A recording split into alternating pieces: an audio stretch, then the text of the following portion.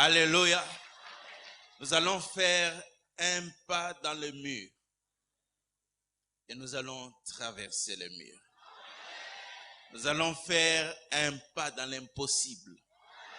Et nous allons accéder au possible. Romains chapitre 4, versets 17 à 21.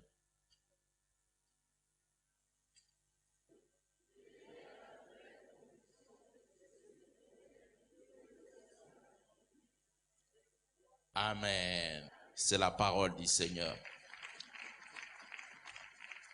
Merci, Dieu vous bénisse. La race de vainqueurs, comme je disais, c'est un programme. C'est pas juste une prédication, un séminaire. On va y travailler de plusieurs manières. Lorsque vous rencontrez quelqu'un qui est dans une situation difficile, lorsque vous parlez avec chacun de nous, il va t'exposer un problème. Il y a des choses dans nos vies pour lesquelles on se dit, pourquoi moi? Pourquoi c'est arrivé dans ma vie? J'aurais bien voulu avoir la vie de tel, de tel. Il y a des choses qui nous font pleurer. Il y a des choses qui nous font honte. Il y a des choses difficiles même à expliquer. Et pourtant, dans la vie de chacun, il y a un peu comme ce mélange. Il y a de rêves. Il y a des attentes. Il y a des choses auxquelles on pense, on veut le faire. L'année passe et puis on se rend compte qu'on a 40 ans, qu'on a 50 ans. Et puis, on commence à réfléchir autrement.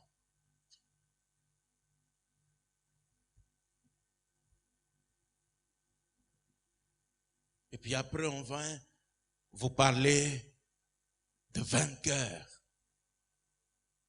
Vainqueurs. Est-ce que c'est possible? Est-ce que quelqu'un peut vaincre en tout? Dieu m'a mis à cœur et donné une mission. Il dit, je veux que tu approches le peuple auprès de moi. Je veux qu'il s'approche. Qu'il s'approche. Certains d'entre nous, nous parlons de Dieu, mais nous pensons d'une manière négative de ces dieux-là, à cause des situations qui sont arrivées dans la vie, à cause des problèmes auxquels on fait face. Mais si vous allez remarquer, dans la vie de chaque personne, qui qu'il soit, peu importe là où il est né, Dieu a donné des rêves. Dieu a donné des rêves. La Bible dit, c'est lui qui produit en nous le vouloir et les faire. Amen. Mais lorsque vous parlez avec chacun, du moins dans mon expérience personnelle, je n'ai pas encore vu quelqu'un qui, juste en train, son plus grand rêve, c'est d'être l'homme le plus pauvre de la terre. C'est de manquer à manger. Je n'ai pas encore jusqu'à présent rencontré quelqu'un qui dit son rêve c'est de devenir malheureux. Il n'y en a pas. Vous savez pourquoi il n'y en a pas? Parce que nous sommes des personnes, nous naissons dans nos familles, mais la Bible nous dit, nous avons été créés à l'image de Dieu. Amen.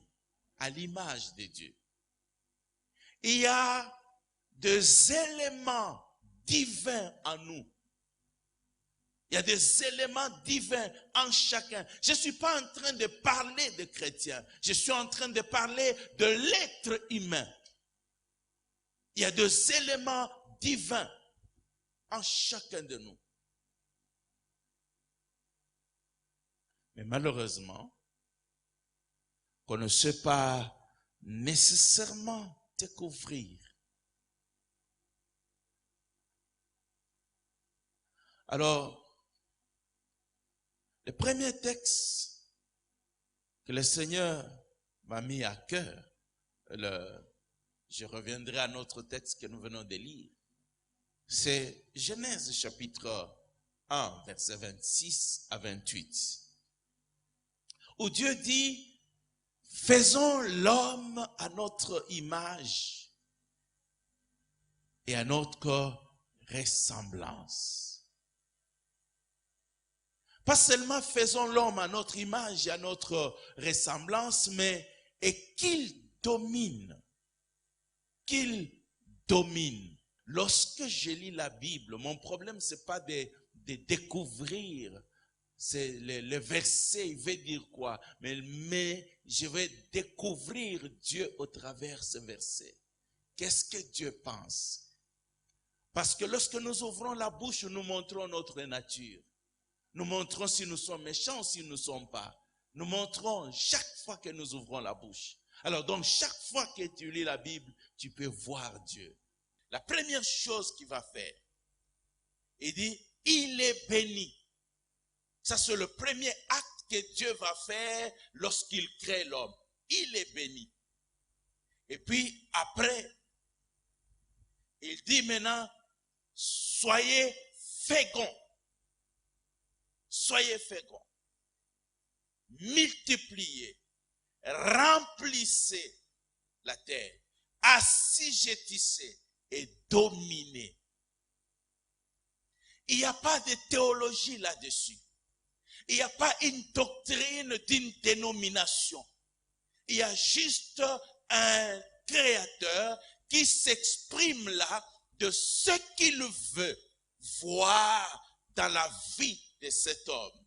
Laissez-moi vous dire, il ne parle pas encore de l'homme qui a chuté.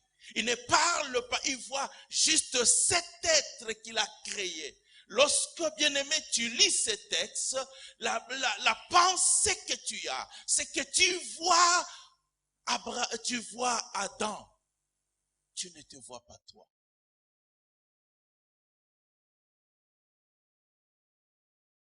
Quand on dit qu'il a créé à son image, à sa ressemblance, nous voyons Adam. Nous voyons les autres. Mais jusqu'à présent, tu as difficile à, comme on le dit en informatique, à télécharger cette vision de Dieu-là pour que ça devienne ta propre vision à toi. Amen. Tu as difficile à te voir de cette manière. C'est vrai, tu peux rester des jours. Vois-toi, je peux te dire, vois-toi comme Dieu. Vois-toi dominant. Vois-toi cela. Mais tu vas te rendre compte. Ce n'est pas automatique. Alléluia. Ce n'est pas automatique.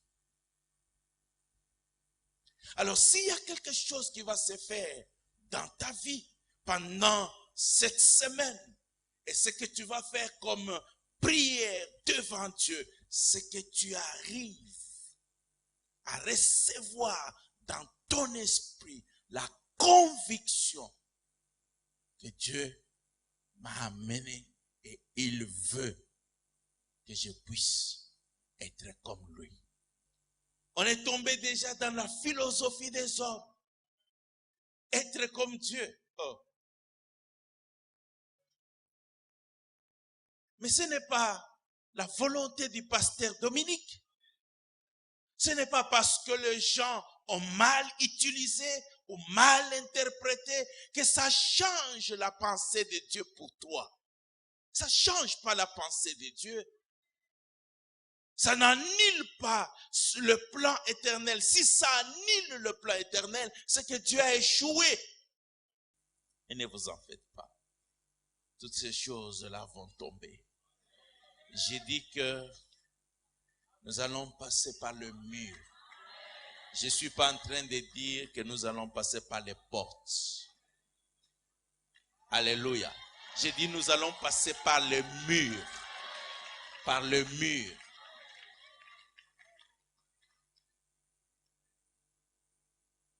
Je vais t'amener dans les Écritures. Tu béniras Dieu pour chaque défi de ta vie. Tu béniras Dieu pour toute chose qui t'a fait pleurer et pour tout ce qui s'élève devant toi comme obstacle. Il y a des gens qui se plaignent devant Dieu à cause des circonstances de leur vie. Peut-être que tu as perdu ton mari. Peut-être que tu as connu un accident, une maladie, et je ne sais pas quoi.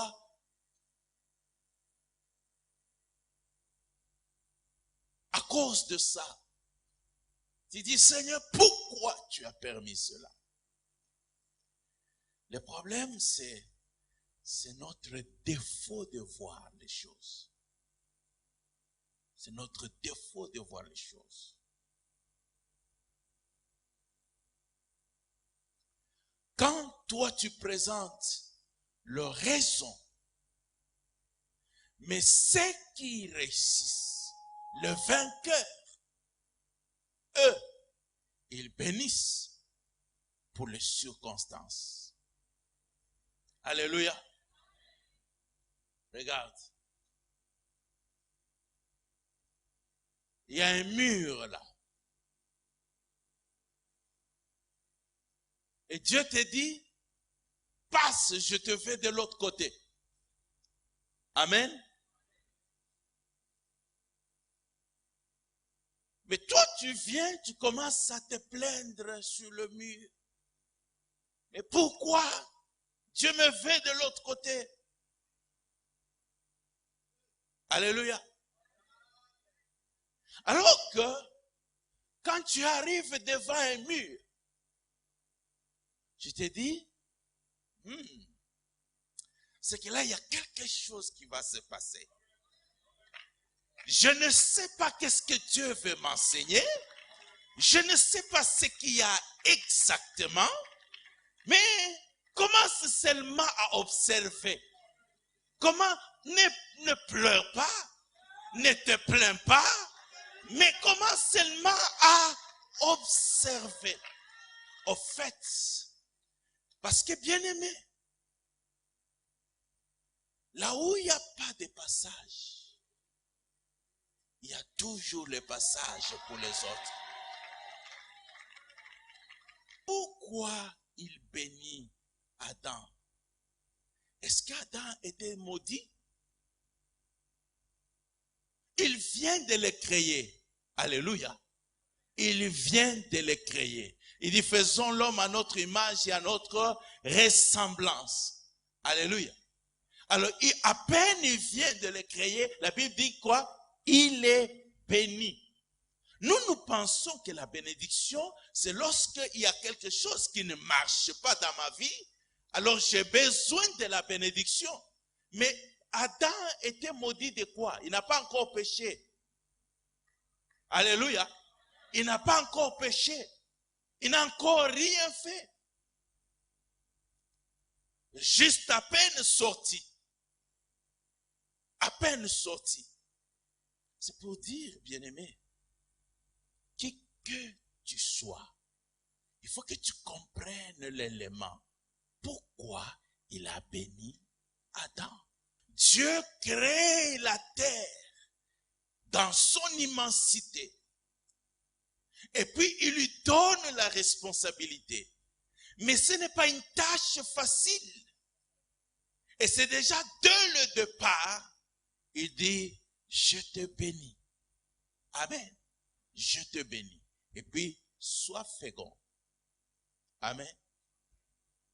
Nous l'avons pris plus dans le sens d'avoir des enfants. Quand on veut dire remplir, on ne peut pas remplir s'il n'y a pas de vide. Alléluia. Il dit pas seulement que tu te multiplies, mais je veux aussi que tu aies la capacité de combler les vides. Partout où il y a des vides, que tu sois à mesure de les combler. Donc on ne demande pas à Dieu de ne pas créer le vide, parce qu'il a créé déjà le vide. Alléluia. Mais il t'a donné à toi de le remplir. Il n'a pas créé des milliers d'hommes, des millions d'hommes, mais il a donné le pouvoir d'accroître. Ne dis pas, Seigneur, fais grandir. Parce qu'il y a déjà la capacité en toi. Et il dit, assujettissez. Et on ne peut pas parler d'assujettir s'il n'y a pas la victoire. Il faut arriver. Et tout ça, il n'y a pas encore un ennemi en face d'Adam ni d'Ève. Il n'y a pas encore le diable qui s'est levé. Il n'y a encore rien de tout cela. Parce que nous, aujourd'hui, on parle vaincre parce qu'on voit le diable. Donc, si toi, tu penses qu'on parle de race, de vainqueur, parce qu'il y a les ennemis, ce n'est pas ça la pensée de Dieu. C'est la nature, donc si on peut dire, les génétiques qu'il a mis en toi. La nature, ce n'est pas, il n'y a pas un adversaire, il n'y a pas ceci. Mais la tâche que tu as à faire, ce que tu as appelé, c'est à quoi tu es appelé, t'oblige, bien-aimé, d'être productif. Parce que certaines victoires ne seront pas juste les victoires de parole, mais c'est juste parce que tu as produit que tu peux remporter la victoire. Mais si tu ne produis pas, tu ne verras pas la victoire. Ça, c'est la pensée de Dieu. Abraham, Genèse chapitre 12, verset 1 à 3. Il appelle Abraham, quitte ton pays. Nous avons y à parler, mais vous savez qu'il y a toujours des choses à exploiter. Amen. Quitte ton pays, ta patrie, ta famille, et va là où je t'indiquerai. Là maintenant, il y a le péché qui est entré dans le monde. Là maintenant, il y a des gens qui ont échoué. Mais le programme de Dieu, il veut avoir un peuple. Il veut avoir une nation. Il veut avoir des personnes qui ont des caractéristiques différentes des autres. Alors il appelle Abraham. Il sait qu'Abraham va avoir un parcours difficile.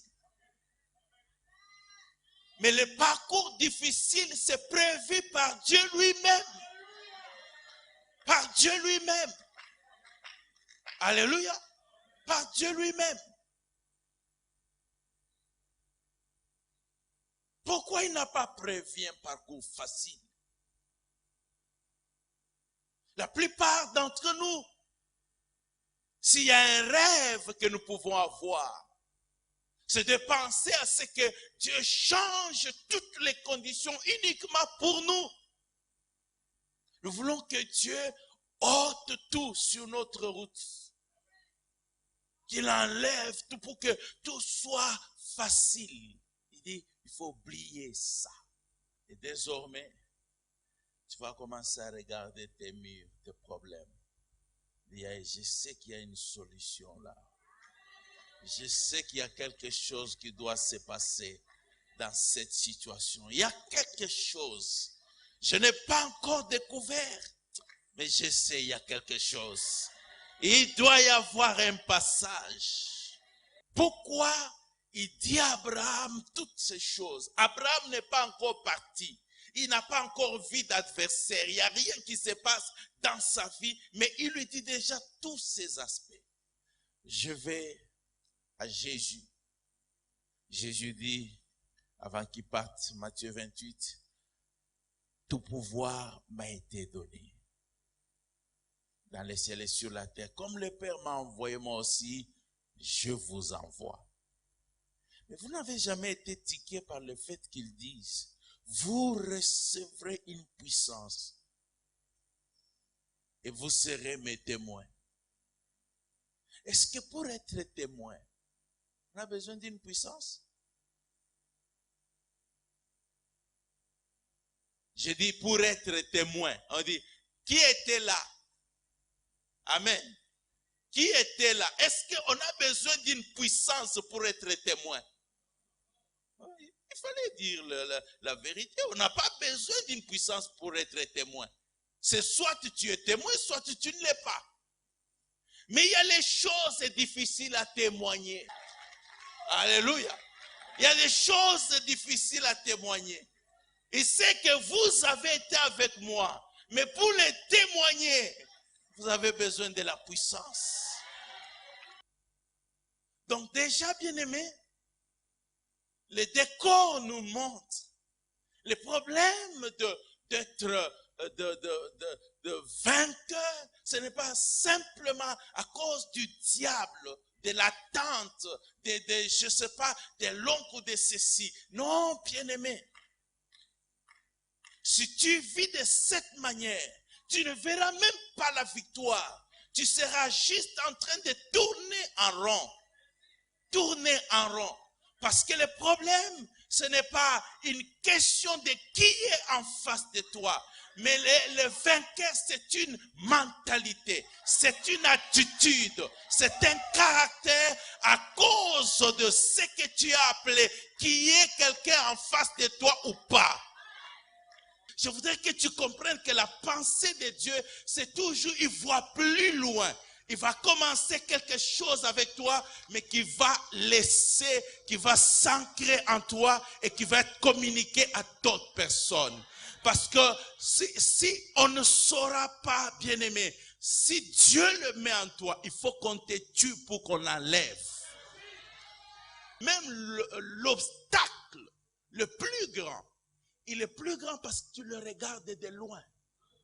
Tu ne t'es pas encore approché pour pouvoir regarder ça attentivement. Tu pries, tu regardes. Tu pries, tu regardes. Plus tu t'approcheras, plus tu vas, oh, je tiens. Alléluia. Alors, lorsque on engendre, il y a quelque chose qui se transmet, qu'on le veuille ou pas. Et la Bible est en train de nous montrer que si on peut transmettre naturellement, on peut aussi transmettre spirituellement. Alléluia. Il est le Père. Lui-même, dans son expérience, il dit comment il est devenu Père. Parce que il a espéré quand il ne fallait pas espérer. Et c'est comme ça que Dieu lui a imputé de cela en justice. Et il a dit, tu es devenu père d'une multitude de nations. Ça veut dire, quand il engendre aussi ceux-là qui n'ont pas de raison d'espérer, mais qui, malgré tout, vont espérer. Alléluia. Parce que c'est la même nature. Dans la chair, il engendre Isaac. Amen. Il engendre Isaac. Lui, il a attendu 25 ans pour avoir un enfant. Mais Isaac va aussi se marier. Et puis, les mêmes problèmes. Alléluia. Les mêmes problèmes. Pour nous, on va parler déjà de la malédiction des familles. Vous voyez la malédiction d'Abraham et tout cela. Or, Dieu, lui, ne voit pas ça. C'est toi qui vois ça. Dieu est en train de voir une race de gens capables d'affronter et de vaincre. Et le père a affronté et il a vaincu. Les fils affrontent et il a la victoire. Les petits-fils affrontent et il a la victoire. Et les autres continuent à affronter. Mais toi, tu vois la malédiction. Amen. C'est pourquoi Jésus dit, regardez, il dit, j'ai vaincu le monde. J'ai vaincu le monde. Mais il ne dit pas que vous allez avoir maintenant la vie facile. Mais il dit, vous allez avoir des tribulations. On va vous persécuter. On va faire ceci. Mais j'ai vaincu le monde. Donc prenez courage. Vous aussi, vous allez faire quoi? Vous allez vaincre. Vous êtes de la même race. C'est la race de vainqueurs. C'est la race de vainqueurs. Alléluia. C'est la race de vainqueurs. C'est la raison pour laquelle, lorsqu'il fait sortir Israël de l'Égypte, il ne trace pas la voie. Il les envoie tout droit dans la mer. Parce qu'il sait de quelle race ils sont. Même si tu vois, ta vie est en train d'aller dans le mur. Oh, mon frère, ma soeur, tu sais de quelle race tu es. Même s'il y a la mort devant toi, tu sais de quelle race tu es. Ta vie, lorsque tu pensais à ta vie, tu disais, je deviendrai grand, je ferai ceci, je ferai cela. Mais les circonstances sont faites. Tais-toi. Je suis là. Alléluia. Tu iras nulle part. Et puis tu as dit, circonstances, tu as raison. Non. Regarde les circonstances. Dis, j'ai un rêve. Et le rêve là ne partira pas.